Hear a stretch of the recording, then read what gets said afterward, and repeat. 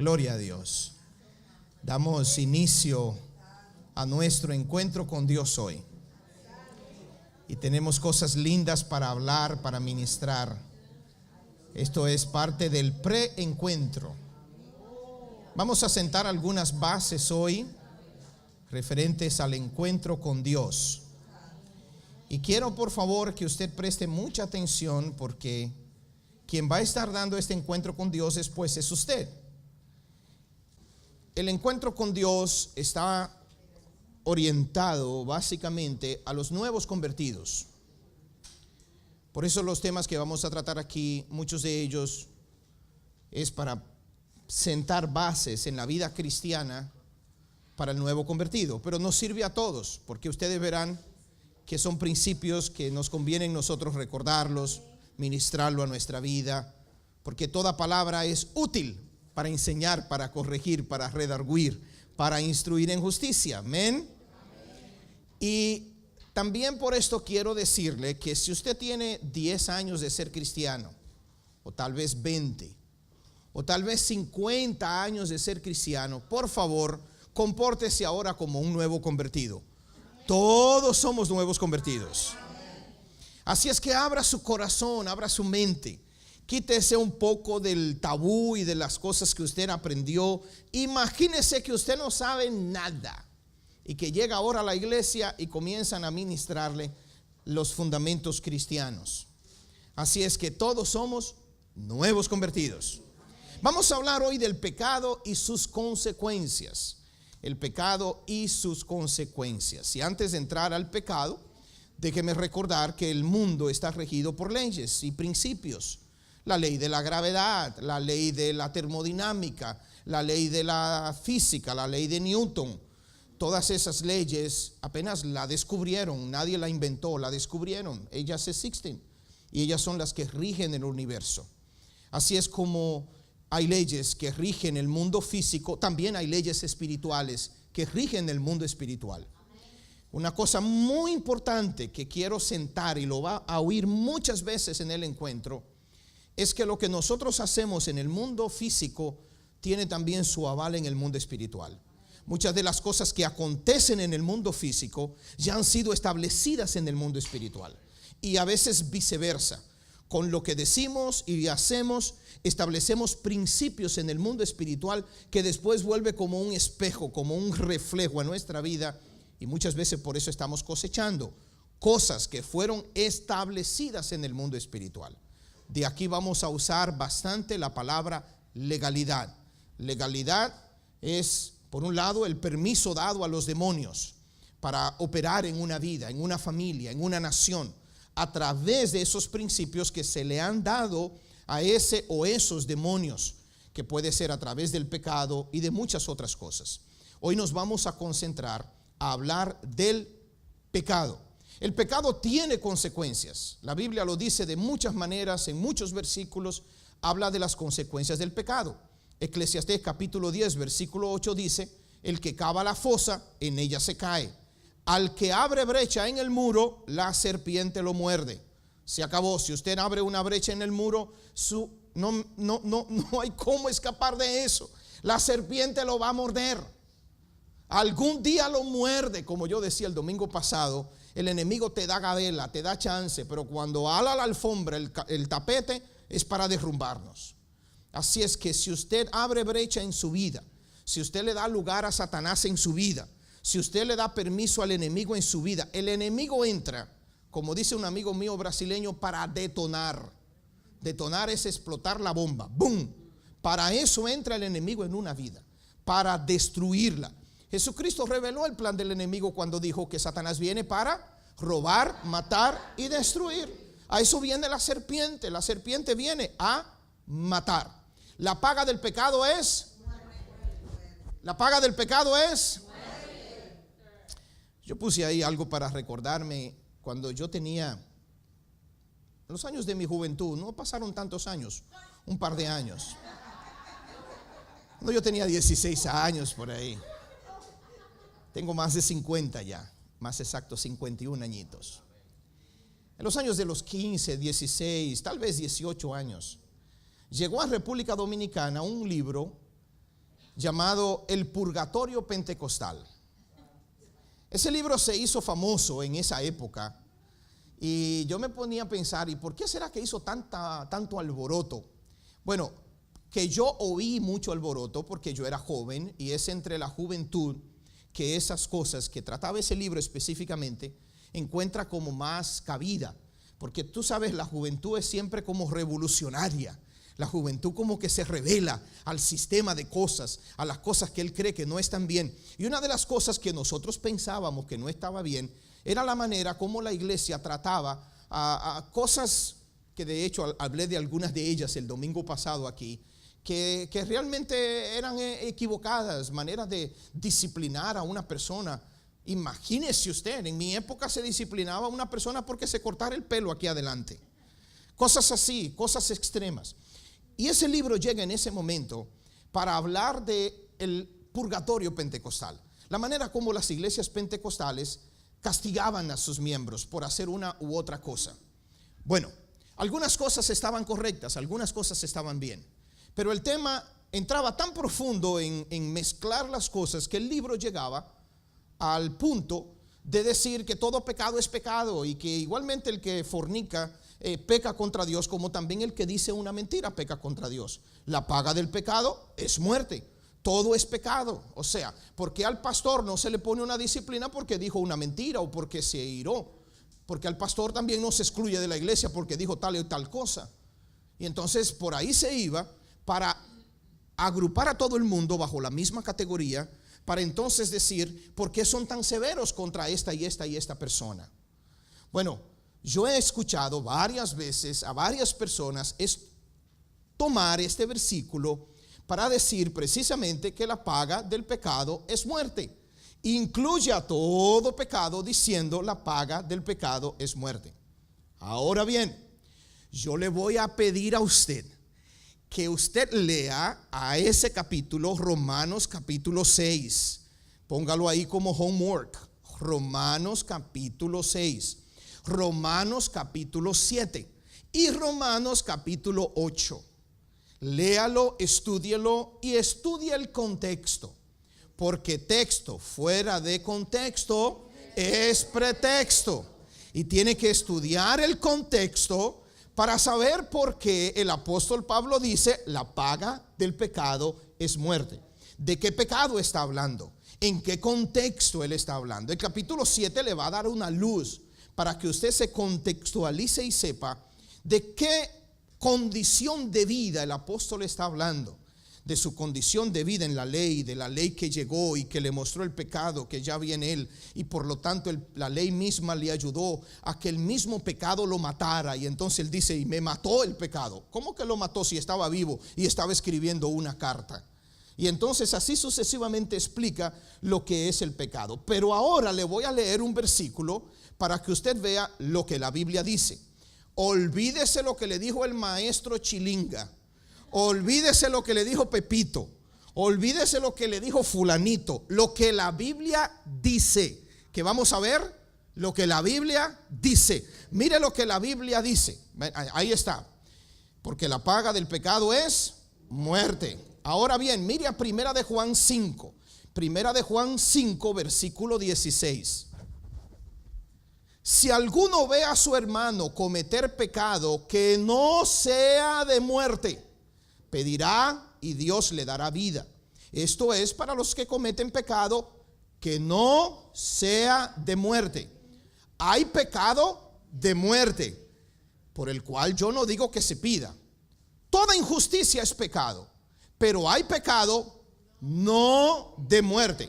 Busque su Biblia, abra su Biblia en ese versículo y vea si en su Biblia también está el no, por favor, porque en la mía dice que hay pecado que no es de muerte. Hay pecado que es de muerte y hay pecado que no es de muerte. Otra vez digo, olvídese lo que le enseñó el profesor Pepito. Aquí la Biblia dice que hay pecado que no es de muerte y que hay pecado que sí es de muerte.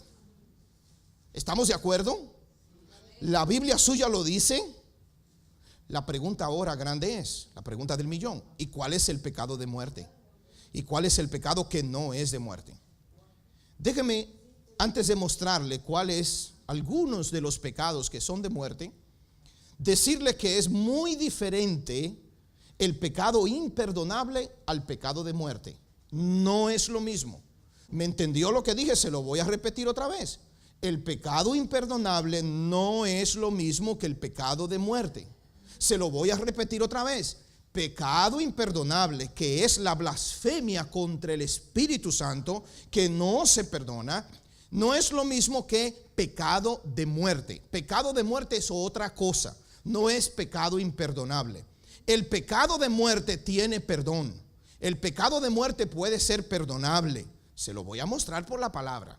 Pero lo primero que entienda es, número uno, no es el pecado imperdonable. Número dos, existe pecado de muerte y otros que no son de muerte. Vamos a dividirlos los dos. Vamos a ver lo que dice la palabra. Romanos capítulo primero. Si usted lee el capítulo primero, no se lo voy a poner ahí entero, pero por ahí por el versículo 7, el versículo 8 comienza a decir: eres inexcusable porque el hombre, habiendo conocido a Dios, no le dio gracias como a Dios, siendo claramente visible a través de las cosas hechas, no lo adoró como Dios, sino que se hicieron necio en su entenebrecido corazón, se hicieron imágenes y adoraron a las criaturas antes que al Creador. Por eso Dios los entrega una mente reprobada y se encienden entonces en su lascivia. Las mujeres, dejando el uso natural, se acuestan con mujeres y ya usted sabe lo que hacen. Los hombres igualmente, dejando el uso natural, ya usted sabe lo que hace. Y entonces dice, y entonces se llenan de avaricia, de lascivia, de fornicación, una mente completamente depravada y toda suerte de males, inventores de males y así sucesivamente. Y el capítulo termina diciendo: esos, aunque conocen el juicio de Dios, que los que practican tales cosas son dignos de muerte, no solamente lo practican, sino también que se complacen en los que la practican. Ahí está hablando de pecado de muerte. Entonces le puedo decir ya que el homosexualismo es pecado de muerte. El homosexualismo, cometer pecado de homosexualismo, no es lo mismo que decir una mentirita. ¿Me está entendiendo? Vamos a verlo por la palabra otra vez. Vamos a ver ejemplo. Levíticos capítulo 20, versículo 16. Y la mujer que se llegare a algún animal para tener ayuntamiento con él, a la mujer y al animal matarás, morirán infaliblemente, será su sangre sobre ellos. O sea, el pecado de bestialismo o zoofilia, ¿qué es? Pecado de muerte. ¿Cómo está condenado ese pecado en el Antiguo Testamento? Con la muerte. Deuteronomio 17:5. En el Deuteronomio 17 está hablando de la idolatría, del hombre que deja a su Dios y que busca a los ídolos y que se inclina ante las imágenes y adora a los ídolos. Dice: entonces sacarás al hombre o mujer que hubiere hecho esta cosa mala a tus puertas, hombre o mujer, y los apedrearás con piedras y así morirán. La idolatría es pecado de muerte. El bestialismo es pecado de muerte. La idolatría es pecado de muerte. Deuteronomio 22:22. Y por favor que no se le olvide esa cita, porque mire, Deuteronomio, trate de ubicarlo, el quinto libro, 22:22. ¿Se acuerdan cuando llevaron a donde Jesús una mujer adúltera? Y dijeron: Señor, hemos encontrado a esta mujer en el acto mismo del adulterio y la ley dice que hay que apedrearla. Y tal vez Jesús debe haberle dicho: sí, en el 22:22.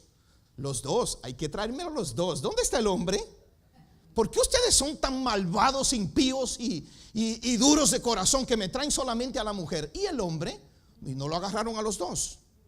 Pero mira lo que dice la Biblia: cuando se sorprendiere alguno echado con mujer casada con marido, ambos morirán. El hombre que se acostó con la mujer y la mujer, así quitarás el mal de Israel. El adulterio es pecado de muerte. Así es que no me vengas a mí diciendo que es lo mismo adulterar que decir una mentira. No es lo mismo. No tiene los mismos resultados, y es de lo que vamos a hablar en estos días. No tiene los mismos resultados adulterar que cometer otro tipo de pecadito, que airarse, que decir unas cuantas palabras por ahí fuera de tono y que tú sientes y el Espíritu Santo te redarguye. No es lo mismo. Míralo, ¿por qué no? Mira a ver un pecado que no es de muerte. Aunque te parezca extraño, mira este. Levíticos 19:20. Si un hombre se acuesta con una esclava prometida a otro en matrimonio, pero que aún no ha sido rescatada ni declarada libre, a los dos les impondrá el castigo debido, pero no se les condenará a muerte, porque ella aún no ha sido declarada libre. No obstante, el hombre deberá ofrecer al Señor un carnero como ofrenda por su culpa. Lo llevará a la entrada de la tienda de reunión y el sacerdote hará expiación ante el Señor por el pecado cometido. O sea, es pecado. Era un pecado. Una pobre muchacha que estaba comprometida ya para casarse con otro señor por ahí, pero ella era una esclava. Ella se acostaba con otro hombre mientras ya estaba prometida para casarse. Eso no es pecado de muerte. Por alguna razón, ahí lo dice, pero dice que no es de muerte. Usted va a encontrar una docena, una centena de pecados en el Antiguo Testamento que se resolvía el problema llevando un cordero, haciendo un sacrificio, haciendo una ofrenda para quitar la culpa. Alguien que salió por ahí y que le robó una mula a su vecino, ¿pecado de muerte? No, por el amor de Dios, robar una mula no era pecado de muerte. Había un pago por eso, había una condena por eso, pero no era pecado de muerte. Conclusión, para hacerlo fácil, ¿usted sabe cómo distinguir el pecado de muerte? Busque en el Antiguo Testamento y donde usted encuentra una condena de muerte, ese es pecado de muerte. Busque en el Antiguo Testamento uno que usted encuentra que no se condena con la muerte, ese se supone que no es pecado de muerte. ¿Estamos de acuerdo en eso? No es tan simple y le voy a complicar la cosa. Porque en una ocasión un hombre se acuesta con una mujer y debía embarazarla y él no la quiso embarazar. Y hizo algo ahí que a Dios no le agradó y ahí mismo Dios lo mató. Había un hombre que era malo, malvado con su esposa y era tan malo que Dios lo mató. O sea, hay veces que hay cosas que uno le parece tan simple como por ejemplo aquel muchacho que le puso la mano al arca cuando el arca se iba a caer y ahí mismo Dios lo mató. Entonces, puede ser que una cosa uno diga, pero bueno, ¿y eso? Bueno, pero otra vez quiero que entienda, por favor, que hay pecados que son claramente distinguibles como pecado de muerte. La idolatría es un pecado de muerte. El bestialismo es un pecado de muerte. La fornicación o el adulterio es un pecado de muerte. Esos no tienen, es que no hay cómo, ya usted no lo puede sacar y bueno, no, es pecado de muerte. Y Juan dice, yo no puedo interceder por alguien que haya cometido un pecado de muerte. Él tiene que arrepentirse, él tiene que buscar a Dios, él tiene que tener un encuentro con Dios, él tiene que quebrantarse él tiene que pasar tal vez hasta por un proceso, porque él ha cometido un pecado de muerte. Entonces yo no puedo interceder, ay Dios, perdona a fulano. No, fulano tiene que arrepentirse porque ha cometido un pecado de muerte. Si comete otro tipo de pecado y yo lo sé y oro por él, Dios lo perdona y lo restaura, porque así me enseña la Biblia. Pero hay pecado que es de muerte y pecado que no es de muerte. ¿Estamos claros en eso? Bien, vamos a seguir. Vamos a hablar ahora de la iniquidad y hacer una distinción entre lo que es iniquidad y pecado. Dice la palabra de Dios, si no me engaño es de Deuteronomio, pero bueno, después le busco la cita porque se me olvidó anotarla ahí. Dice, Jehová pasó por delante de él y exclamó, Jehová, Jehová, Dios fuerte, misericordioso y piadoso, tardo para la ira y grande en misericordia y verdad, que guarda misericordia a millares, que perdona la iniquidad, la rebelión y el pecado. Hay tres cosas diferentes ahí, ¿verdad? Ahí dice la iniquidad, la rebelión y el pecado. Hace una distinción aparentemente porque lo separa, la iniquidad, la rebelión y el pecado. No tenemos que decir lo que es rebelión. Yo creo que rebelión es el peor de toda actitud humana que el ser humano pueda cometer, porque de allá viene, del infierno mismo.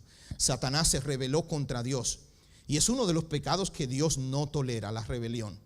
Una vez en el desierto el pueblo se rebeló contra Moisés y la tierra se abrió y se los tragó vivo. Y alguien dice por ahí que la rebelión hace que el infierno abra su boca y se traga a la gente. Eso es rebelión. Pero ¿qué es iniquidad? ¿Qué es iniquidad?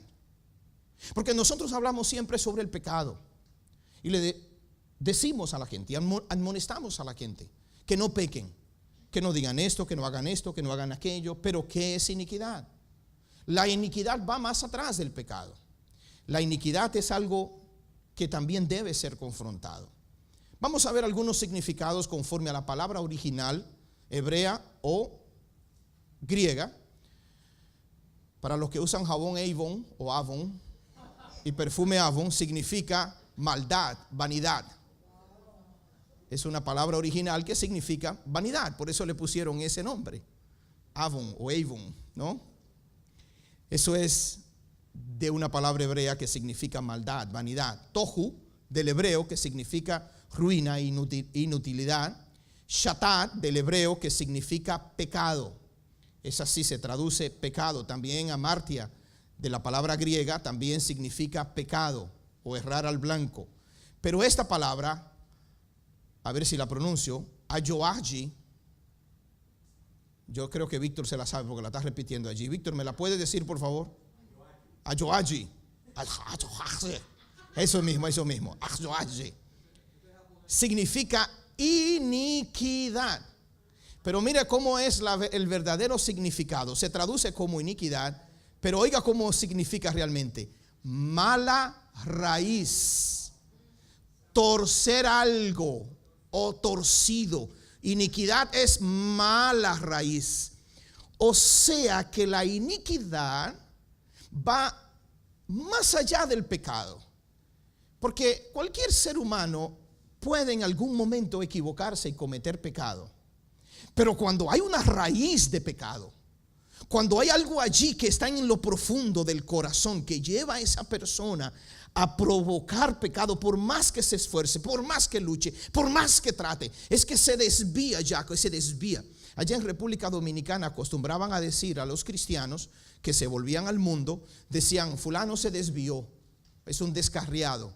Y cuando hacíamos generalmente el llamado que predicábamos, si hay alguna persona aquí que no sirve al Señor o algún descarriado que quiere volver a los caminos del Señor, venga ahora, venga, descarriado. Bueno, eso es iniquidad.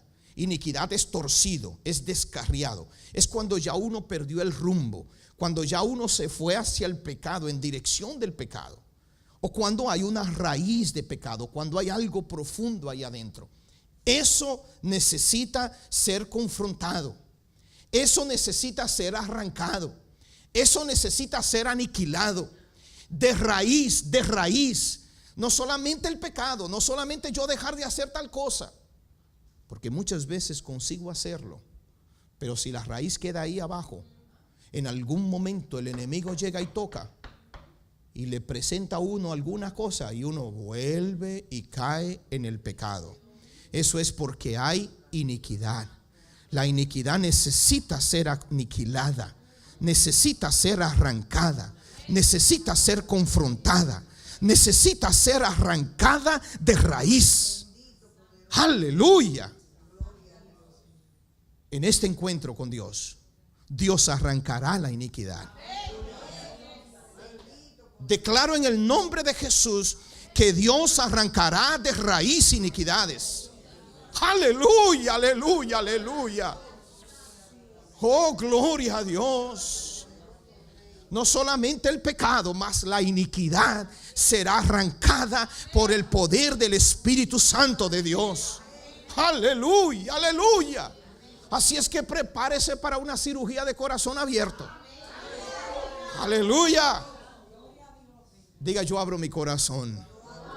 Diga, médico divino, puedes hacer la cirugía. Aleluya, aleluya. Satanás cometió iniquidad. Cuando se habla de Satanás, de que decía, yo subiré a lo alto, me sentaré en el lugar del Altísimo, pondré allí mi trono. Dice la Biblia, hasta que se halló en ti. ¿Cómo es que se dice, Víctor? Ahyoahye. Así mismo, como dice Víctor. Eso es, ahyoahye. Hasta que se halló en Satanás, ahyoahye, o sea, una raíz de mal, una raíz desviada, una iniquidad. Cuando se encontró iniquidad en Satanás, fuera de aquí. Eso es iniquidad. Va más allá o antes del pecado. Algunas otras palabras interesantes referente a la iniquidad: anomia, no anemia, anomia.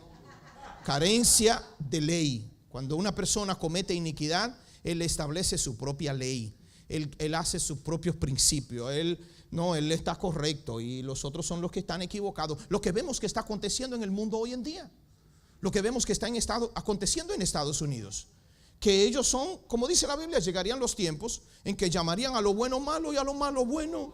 Yo creo que ya llegaron esos tiempos. Son los tiempos de la iniquidad. De hecho, el Señor dice: cuando vea la iniquidad desoladora, y eso es lo que estamos viendo en estos días, la iniquidad desoladora, donde el ser humano le está llamando a lo malo bueno y a lo bueno malo, porque no tiene ley, porque hace su propia ley, transgride la ley de Dios. Actos o manifestaciones de revueltas contra la ley, eso lo vemos a cada rato. Se visten y ponen banderas inclusive. No es así que lo hacen. Yo creo que usted lo vio hoy en la noticia, ¿no? Con banderitas, actos de estamos ganando. Estamos ganando, no, el país entero, la nación entera está perdiendo. Está perdiendo. Adiquia, injusticia, condición de lo que no es derecho, basado en la norma y rectitud, contra lo que es recto, inclusive no solo por la ley ya, sino hasta por la conciencia. La misma conciencia que le dice al ser humano: eso está malo, hasta contra eso ellos se rebelan. Oiga eso, contra su propia conciencia ellos se rebelan y dicen: no, la que está equivocada eres tú, eso está bien hecho y lo voy a hacer hasta que yo sienta que eso está bien hecho. Esa es la iniquidad. Paranomia, quebrantamiento de la ley, ir contra lo que Dios ha establecido. Injusticia, condición de no ser recto en base a Dios y a los hombres. Es completamente torcido. Ya lo dije ahorita. Iniquidad es raíz de mal, desviado. Dios quiere librarnos de la iniquidad. Conclusión. La iniquidad, dice la Biblia, que Dios la persigue hasta la tercera y a la cuarta generación. La iniquidad es el camino torcido que el hombre escoge y que tiene consecuencias de maldición sobre él y sobre su familia inclusive. La maldición que cae sobre muchas familias ha sido muchas veces sembrada por un padre que hizo un pecado de iniquidad. Un pecado de iniquidad siembra una maldición en la familia, a veces en una nación, en una sociedad, en una época. Y a veces los hijos están cosechando la maldad de los padres porque hay un principio bíblico que dice: yo soy Jehová que persigo la maldad de los padres hasta los hijos, hasta la tercera y a la cuarta generación. Eso es un principio establecido.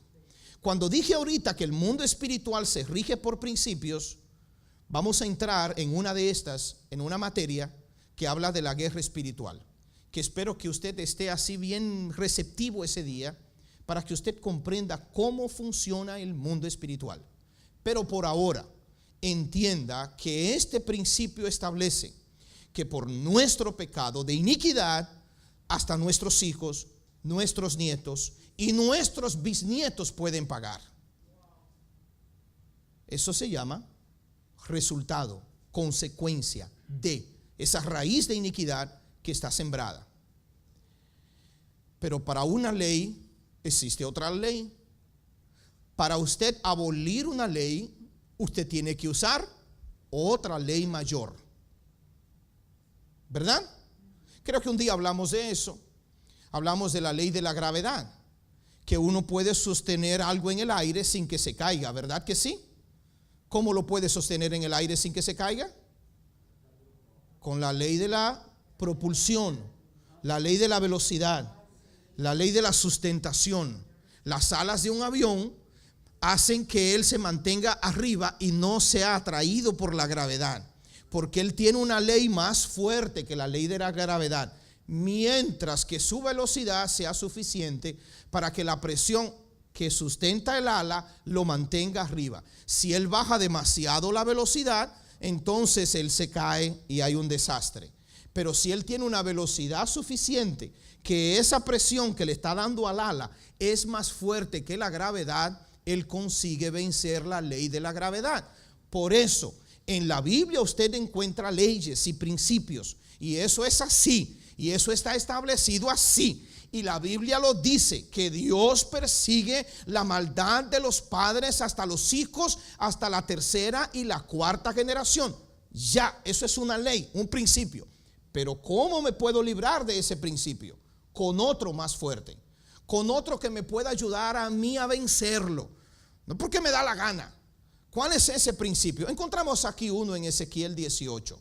En Ezequiel 18, y lo estoy dando apenas como ejemplo. Ezequiel 18 dice: ¿qué pensáis ustedes que dicen este refrán ahí en Israel? Bueno, los padres se hartaron de uvas agrias y ahora los hijos tienen la dentera. O sea, qué fácil, ¿no? Mi papá cometió un pecado y ahora soy yo el que estoy pagando. ¿Y qué tú quieres? Tu papá era rico, era millonario y se fue a la gallera o al casino y jugó todo el dinero en casino.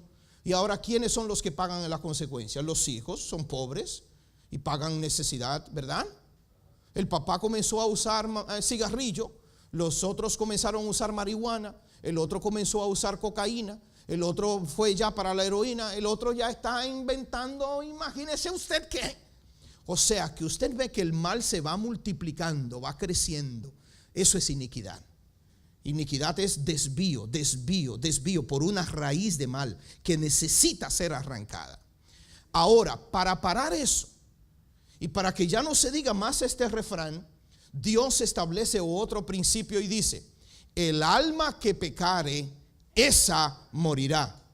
Diga, principio. O sea, ese principio está establecido para que yo lo aplique a mi vida. ¿Cómo lo puedo aplicar? Por ejemplo, vamos a abrir un paréntesis, por favor, un paréntesis. Mano izquierda, la izquierda, la izquierda, para yo escribir ahí. Mire un principio que yo necesito aplicar a mi vida. Por sus llagas fuisteis sanados. ¿Eso es para que yo lo aplique a mi vida? ¿Cómo lo aplico a mi vida? Me presento en la corte celestial con esa moción y voy delante del juez y le digo: señor juez, aquí está escrito por usted. Aquí hay una moción que ni siquiera yo le escribí. Usted mismo le escribió, señor juez. Usted dice en su libro de leyes: por sus llagas fuisteis sanados. Así es que, señor juez, yo pido sanidad para mí. Yo pido que usted me sane, señor juez, porque en su libro de leyes dice: por sus llagas fuisteis sanados. Todavía no se ha hecho realidad en mi vida, pero yo hoy pido, yo hoy demando, yo hoy exijo que esa ley se aplique a mi vida. Y yo pido sanidad a mi cuerpo. Aleluya. Aleluya. ¿Qué le estoy enseñando con eso? Que los principios bíblicos están escritos para que usted lo establezca, los use. No se establecen automáticamente. Hay uno que sí busca establecerlo y es el que le conviene, el de allá abajo. El de allá abajo agarra ese que dice: y yo persigo la maldad de los padres hasta los hijos, hasta la tercera y la cuarta generación. Y él agarra ese principio, y cuando usted hace una iniquidad, esté seguro de que ese demonio, Satanás maligno, que viene para robar, matar y destruir, va a presentarse al cielo diciendo: tengo legalidad para destruir esta familia, tengo legalidad para destruir estos hijos, tengo permiso para destruir a estos nietos, tengo permiso para entrar a esta familia y traer esta enfermedad y traer este mal y traer este problema. Créame que él lo hace. Él se presenta al cielo, dice la Biblia, a acusar a los hermanos. Él se presenta con sus mociones.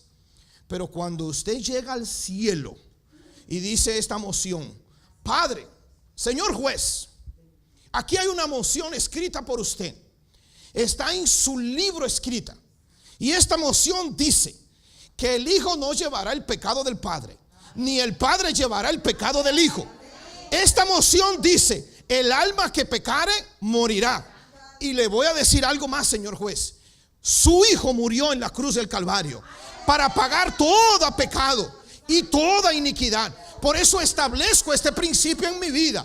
Y yo exijo que yo sea libre de toda maldición de mis padres, de mis abuelos, de mis bisabuelos. Yo pido hoy ser libre. Aleluya. Y usted con esa moción declara libertad sobre su vida. Y créame que usted le gana al diablo. Créame que usted se la gana esa a él. Usted la pelea en el cielo. Usted la lucha en el cielo, pero no se va, oh Señor, oh sáname, oh Señor, libértame de esta maldición, oh porque me vino esto. No, váyase con una moción debajo del brazo. Váyase con algo con lo cual usted va a presentar su causa y defenderla allá en el trono celestial. Y créame que usted la va a ganar. Aleluya. Aleluya. ¿Quiere otra moción buena? ¿Quiere otra buena? Porque Él, Jesús, canceló el acta de los decretos que nos era contraria, clavándola en la cruz. Las exhibió públicamente a los demonios, triunfando sobre ellos en la cruz del Calvario. Dice la Biblia, y despojando a los principados y a las potestades, los exhibió públicamente, triunfando sobre ellos en la cruz del Calvario. Esto quiere decir que el acta de decretos que había contra usted, y aquel era uno, el que decía: persigo la maldad de los padres hasta los hijos, hasta la tercera y cuarta generación. Esa estaba en esa lista. Ese era un acta de decreto que estaba contra usted. Había también otro decreto: el alma que pecare morirá. Ese es un decreto contra usted. Es un pecado de muerte. Usted cometió pecado de muerte. Usted adulteró, usted fornicó, usted fue idólatra, usted hizo cuantas cosas puedo citarle de que son pecados de muerte. Usted lo cometió, pero hubo uno que fue a la cruz del Calvario y murió por usted en la cruz del Calvario para cancelar, para llevar en la cruz todos sus pecados, para que hoy usted sea libre. Aleluya. Diga conmigo: yo soy libre. Diga: hubo alguien que pagó mi deuda. Aleluya. Pero usted necesita aplicarlo a su vida. Usted necesita vivir en esa ley. Usted no puede estar en la otra ley, porque si usted no aplica esa ley, Satanás va a aplicar la otra. Gloria a Dios. Mire lo que le voy a poner ahora a usted, para que usted comprenda ahora lo que es el alma que pecare, esa morirá. Vamos allá. Y para que usted vea cómo usted vence a la ley del pecado. Primero vamos a Romanos capítulo 7. Romanos capítulo 7. Tal vez usted ha leído ese capítulo donde el apóstol Pablo comienza a hablar de cuando él estaba en la ley. Y él dice: yo sin ley vivía en un tiempo, pero cuando vino el mandamiento, el pecado revivió y yo morí, pecado de muerte, morí. Versículo 10. Y hallé que el mismo mandamiento que era para vida, a mí resultó para muerte, porque el pecado, aprovechándose del mandamiento, me engañó y por él me mató, pecado de muerte. Versículo 14. Sabemos que la ley es espiritual, pero yo soy carnal, vendido al pecado. Lo que hago no lo entiendo, pues no hago lo que quiero, sino lo que detesto, eso hago. Y si lo que quiero esto hago, apruebo que la ley es buena, de manera que ya no soy yo quien hace aquello, o sea, el pecado, sino el pecado que mora en mí. Yo sé que en mí, esto es, en mi carne, no habita el bien, porque el querer hacer el bien está en mí, pero no el hacerlo. No hago el bien que quiero, sino el mal que no quiero. Y eso hago. Y si hago lo que no quiero, ya no lo hago yo, sino el pecado que habita en mí. Y en otro versículo él dice: hallo en mis miembros una ley, la ley del pecado y de la muerte.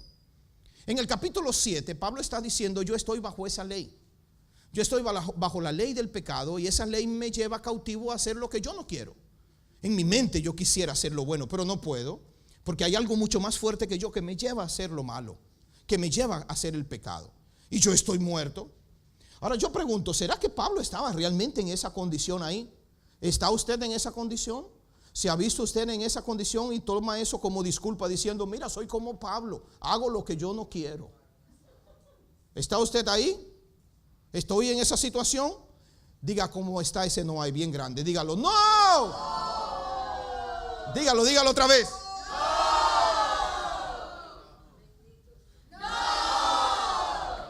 Aleluya. Eso se oyó en la grabación, ese no. No, yo no estoy en esa situación y se lo voy a probar. Vamos al capítulo 6. El 6 está antes del 7, ¿verdad? Se supone que sí. Yo no sé si el 6 de usted está después, pero en el 6 está antes del 7, en el mío. En el 6 dice, ¿qué pues diremos? ¿Perseveraremos en el pecado para que la gracia abunde? De ninguna manera. Porque los que hemos muerto al pecado, ¿cómo viviremos en él? Entonces está hablando de algo diferente en el 6. Dice, sabiendo esto que nuestro viejo hombre fue crucificado juntamente con él, o sea, con Cristo, para que el cuerpo de pecado sea ¿qué? Destruido, a fin de que no sirvamos más al pecado. Porque el que ha muerto ha sido justificado del pecado. Y si morimos con Cristo, creemos también que viviremos con él. Sabemos que Cristo, habiendo resucitado de los muertos, ya no muere. La muerte no se enseñorea más de él. Está hablando de algo ahí, créame. Y dice, en cuanto murió, al pecado murió una vez por todas. Pero cuanto vive, vive para Dios. Así también vosotros, consideraos muertos al pecado, pero vivos para Dios en Cristo Jesús, Señor nuestro. Ahora, escuche por favor este versículo, porque en el 7 Pablo dice, el pecado me gobierna, tengo una ley en mis miembros que me lleva cautivo a la ley del pecado y de la muerte. Pero mire lo que dice en el 6, antes del 7. No reine pues el pecado en vuestro cuerpo mortal, de modo que lo obedezcáis en sus apetitos. En otra versión dice en su concupiscencia. En el 6 está diciendo, yo he muerto al pecado. Yo no estoy bajo la ley del pecado. Ya el pecado no me controla. Ya el pecado no me domina. Ya el pecado no tiene dominio sobre mí. En el 6. Pero en el 7 Pablo dice, mira, te voy a decir cómo era yo en la ley. Yo quería obedecer al Señor. Yo quería hacer lo bueno. Viene el mandamiento, el cual es bueno, agradable y perfecto. Pero te voy a narrar mi condición. O sea, hace un paréntesis. Por favor, haga un paréntesis. Y ahora cierra el paréntesis. Cierra el paréntesis, porque el 7 es un paréntesis en la realidad de Pablo en la gracia.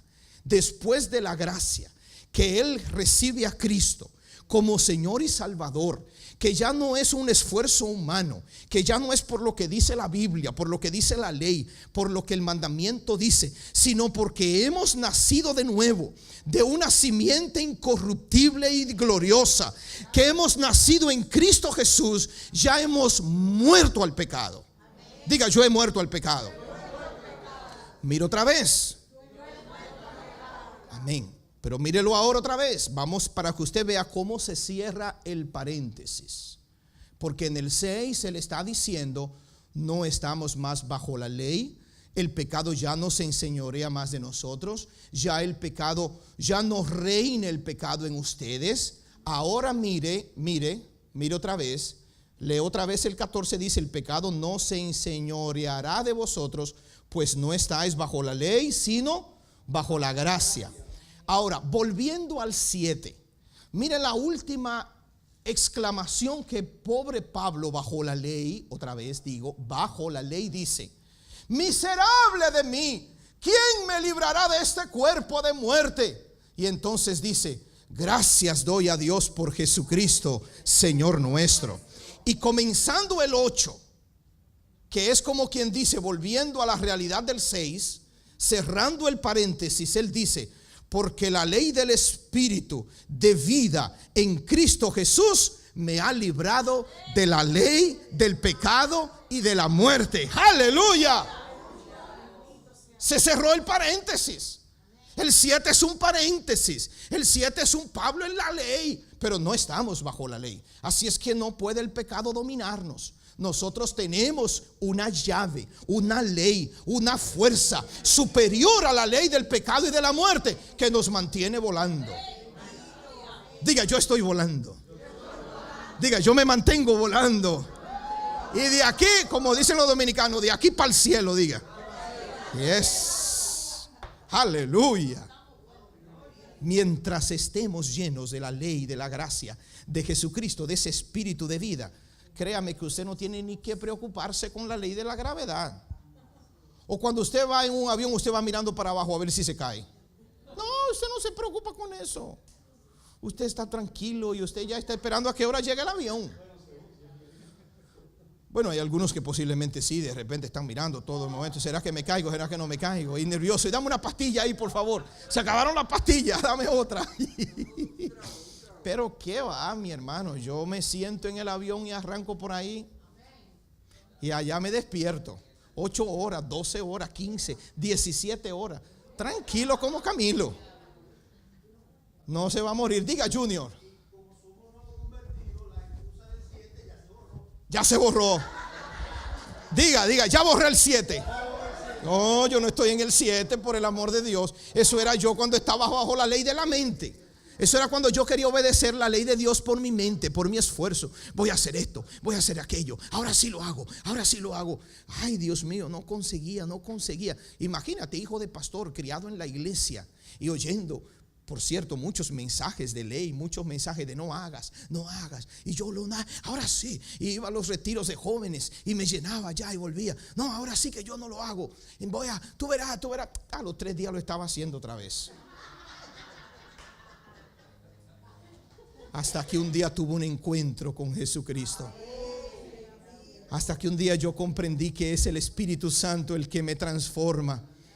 Que es el poder del Espíritu Santo el que en el mismo capítulo 8 dice: no satisfagáis los deseos de la carne, porque entonces moriréis, mas por el Espíritu haced morir las obras de la carne. Ya sé, ya lo descubrí. Es la ley que vence otra ley. Si me mantengo en esta ley y vivo en esta ley y me lleno de esta ley y ando en esta ley, en velocidad venzo la otra. Aleluya. Un principio que vence a otro principio. Una ley que le gana a otra ley. Yo quiero vivir en esa ley. La ley de la gracia, la ley de vida, la ley del espíritu de vida en Cristo Jesús. Somos libres del pecado. Somos libres de esa ley. Porque cuando nosotros entendemos y comprendemos cómo funciona el mundo espiritual y le decimos a Dios: Dios, ¿es eso lo que yo quiero? Créeme que Dios te lo da.